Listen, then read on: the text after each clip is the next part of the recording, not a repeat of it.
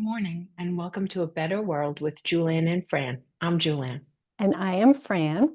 And today we have Angie Hernandez, who is a certified hypnotherapist and the host of the podcast Past Life Traveler. Welcome, Angie. Thank you.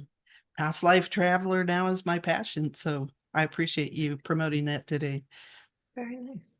And can you tell us a little bit about what it is that you do to make the world a better place? I think as hypnotherapists, we all want to make the world a better place, client by client by client, to help anyone who comes across our path. But also, I think we're in a position right now in time where people are more accepting of hypnosis. They're more open to learning about hypnosis. And I think for me, the podcast has been one of those avenues to educating people who want to learn, want to hear what a session is like, and may even want to learn about past life regression. Um, all those things open up avenues for um, everyone who listens to expand their world a little more, don't you think? Absolutely.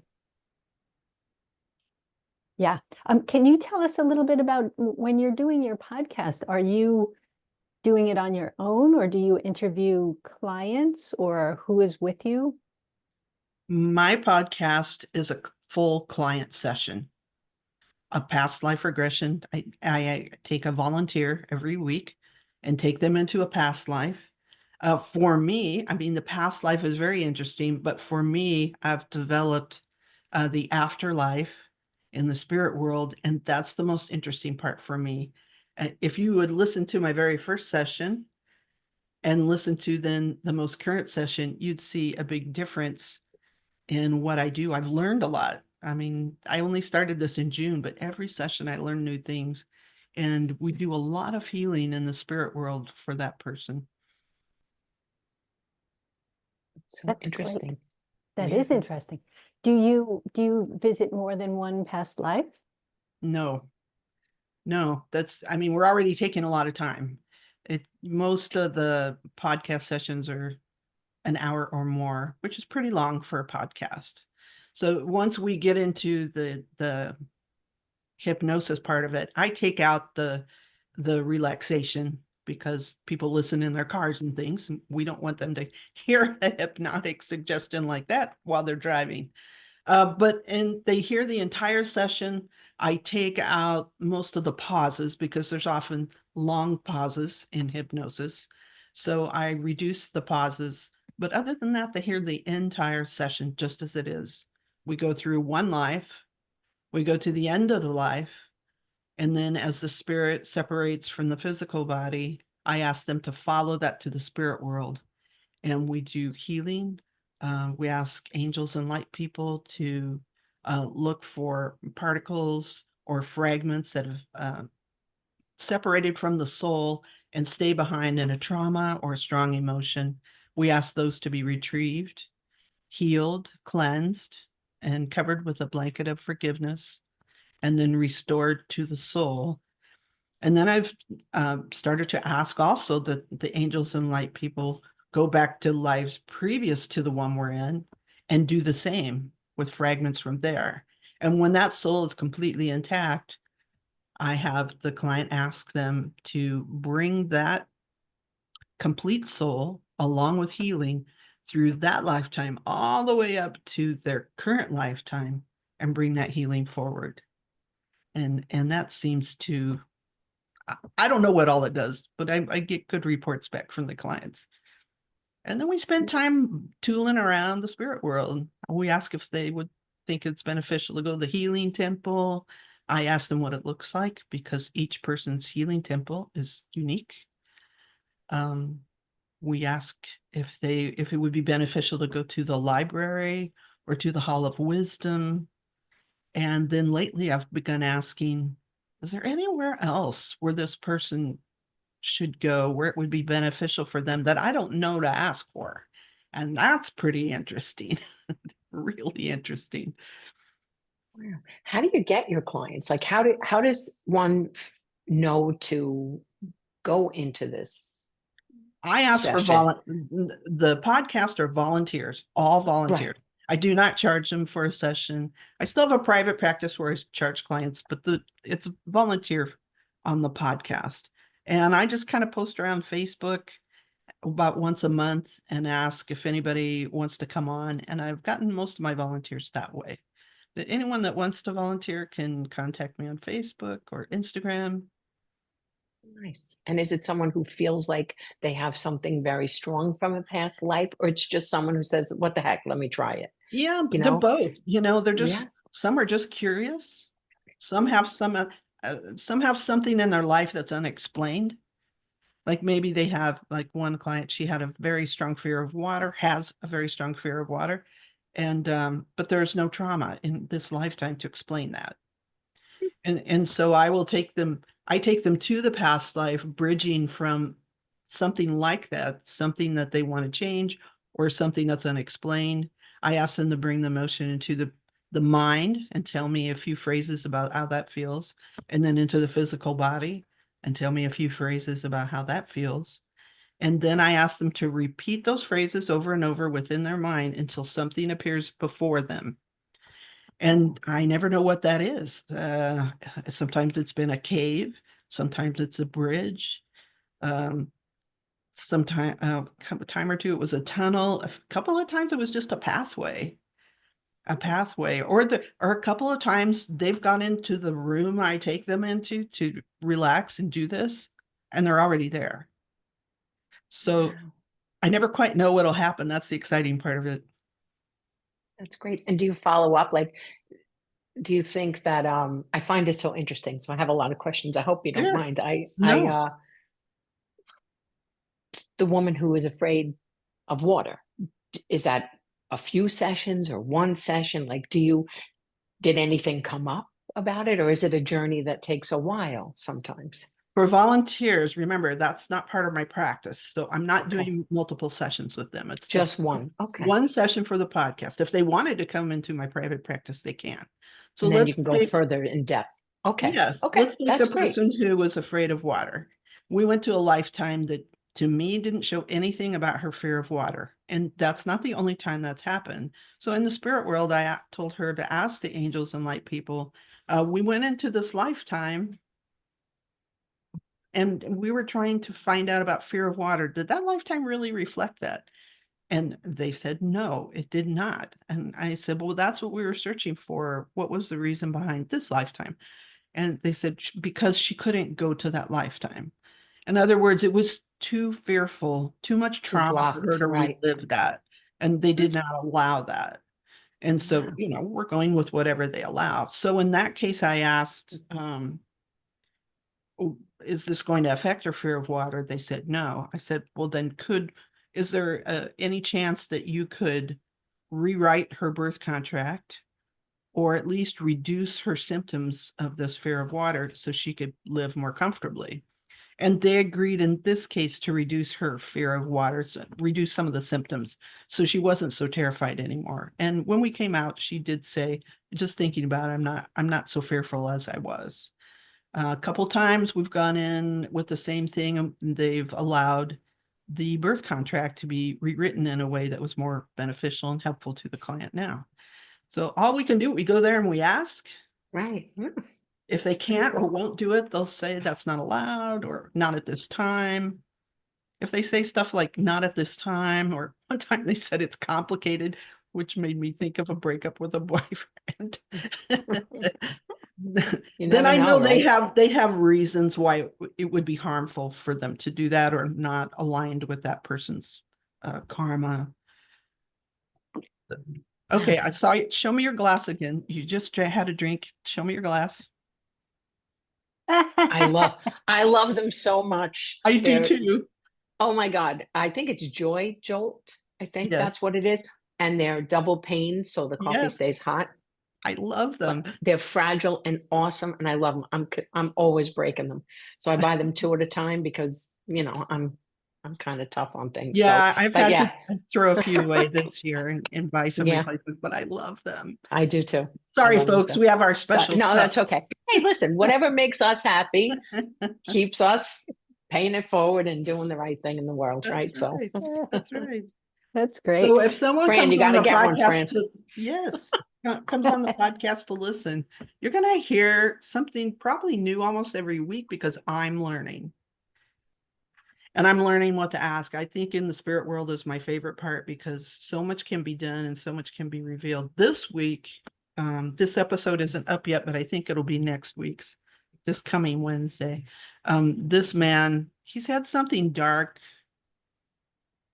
coming around him all his life, which he feels is connected to a past life he can't quite put his finger on.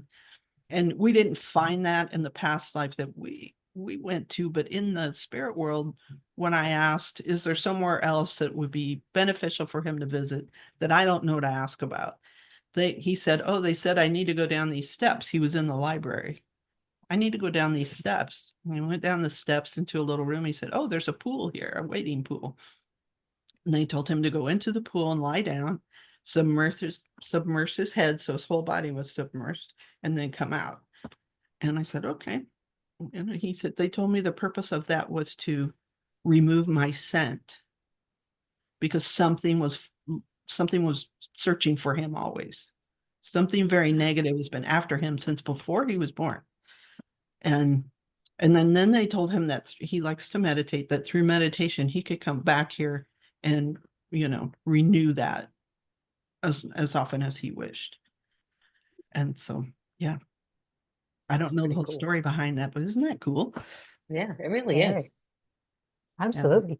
So do you find that the people who contact you for private sessions are mostly past life regressions? I'm getting more of that since I've started this. But still in private practice, I'm helping a young man right now who's has selective eating. Another client who I helped years ago quit smoking in his 80s. He was like my poster child. He said during lockdown, he had COVID and he decided he was going to die of COVID. So he started smoking again because he liked it so much. And now he's found me again and wants to quit again. Nice. So yeah, the same old stuff in my practice, but there's a little more past life regression. It used to be nobody really asked for it much, so I didn't do it very much. I don't think I was that good at it, to be honest. But when you're guided somewhere, that's where you go. And be open. Yes, right. Absolutely. How did you get the idea to talk to angels and light people? Well, I've been reading a lot, and I go to Hypnothoughts conference every year, and I've been teaching there for quite a few years. I guess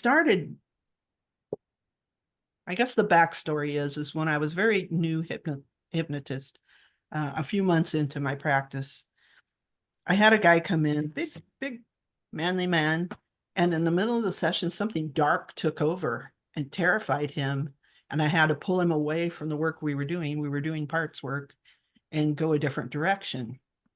And I felt like I had no idea what I was doing. I didn't know how to counteract that. I didn't know what to do. Next month, about 4 weeks later, I had another big, strong guy come in, a trucker guy, and we were working on his smoking.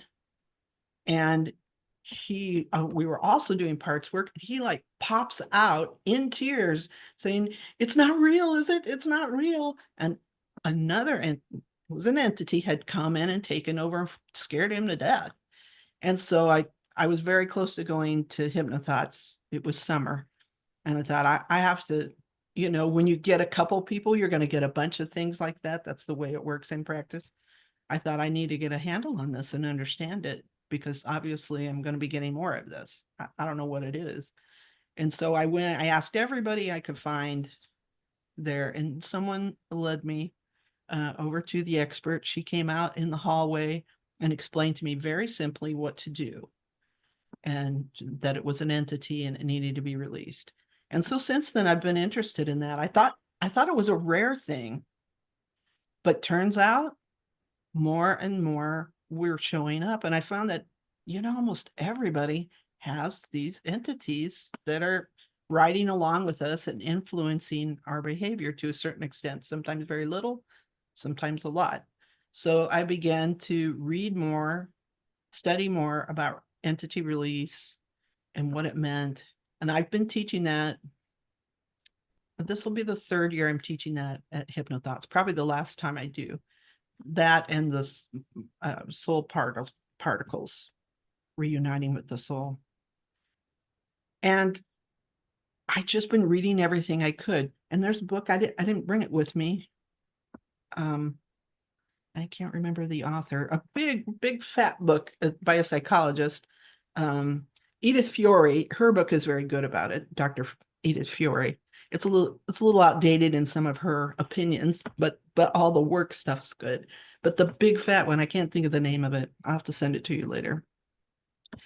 She has some very intricate work about entities and soul particles, and reading through that gave me some insights, and then just applying them and learning about the spirit world. And I just pretty much learned it's like everything else. You go up there and you ask the client, ask the angels and light people this, and then we'll see what they say. And we'll see how we react to that. It's Like, it was amazing. like the healing temple. I learned that was a place. So I started asking, ask them if it would be beneficial for you to go to the healing temple. I had no clue. Each person's healing temple is different. So then I started making sure I asked, what does it look like? What is it? Because it's so fun to learn what each person's healing temple is like. Really very interesting. You, Yeah. you don't realize, it's a small world, right? So you know that, but you don't realize how many things are out there that can really help you be, in peace, I guess, Mhm. and I'm sure when they do that and they talk about these things and they further their journey, that helps them in the real world be better parents, people, whatever, Exactly. spouses, right? And throwing that pebble into the pond ripples out to our families, to other Hmm. people. It all affects all of us. So I love that part of it. What often is told too is that I try to connect with a guest I have on there so that they know they can tie into these things on their own. They don't need me. They can connect to their angels and their light people and their guides. And while they're in the spirit world, I'll often ask now, please explain to them how they can connect to you when they're not with me. And because I want them to continue this kind of relationship that you can have with your guides and angels. And we all know our loved ones who've gone on before. We feel them around us. They're around us. Hmm. Yeah, and we can ask for support that way. Those are all things I've learned. I didn't know any of this. I wasn't taught Right. any of this growing up. Ugh, Mm. You did not have a religious background at all? sure, Oh, you sure. did? Traditional. I Okay. mean, I'm from a small town in northern Indiana, in the middle of Amish country. What do you think? Of course, we had more Ah, churches in town almost than bars. There were quite a few bars. Right. Sure, very traditional upbringing. So all this I had no idea about. No idea.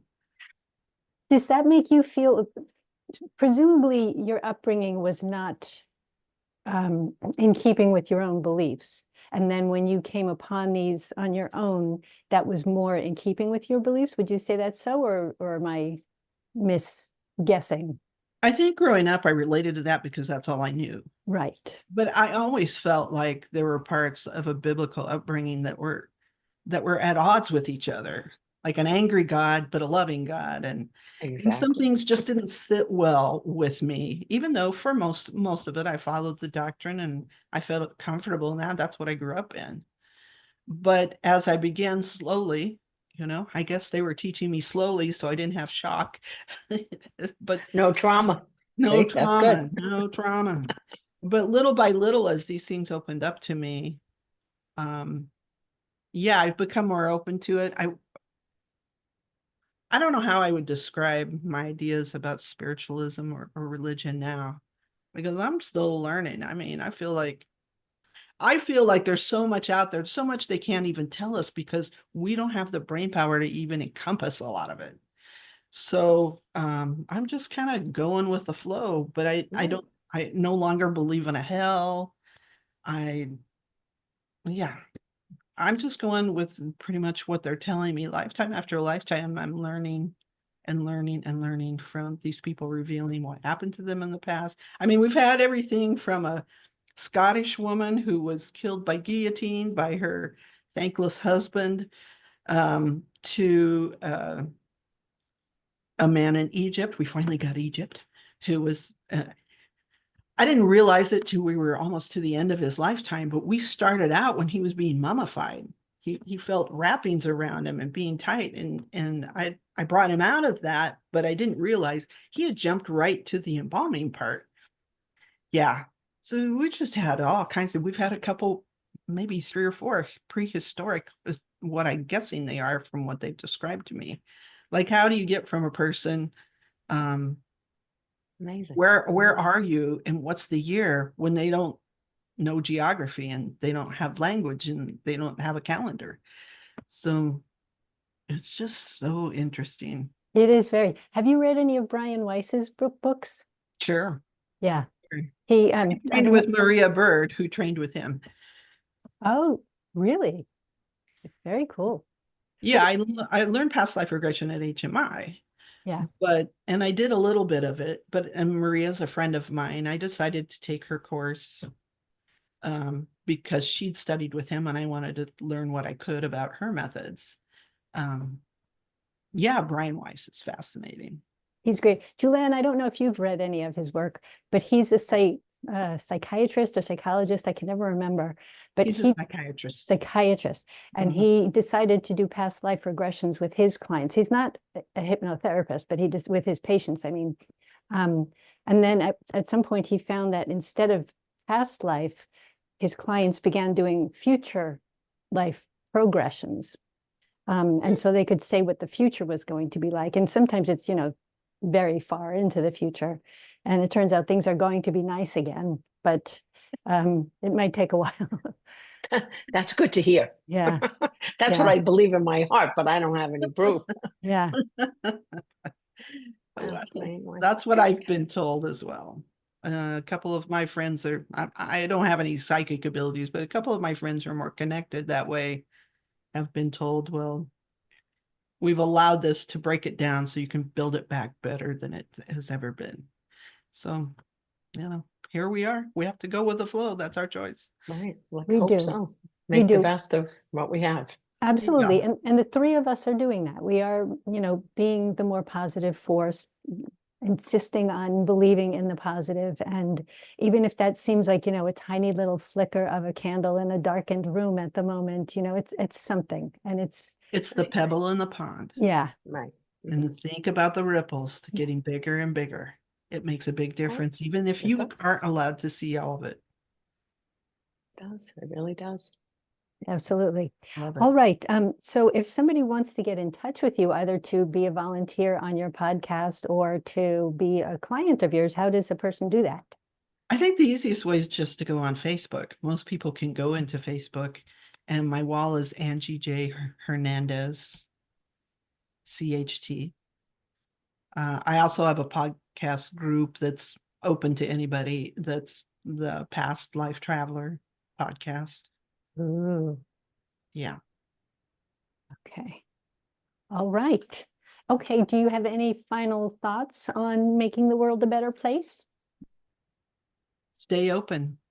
The gifts are being given to you if you just have the eyes to see. So stay open to it. All right. Well, thank you so much, Angie Thank you so Hernandez. much. Yes, this Right, was a thank you. wonderful talk.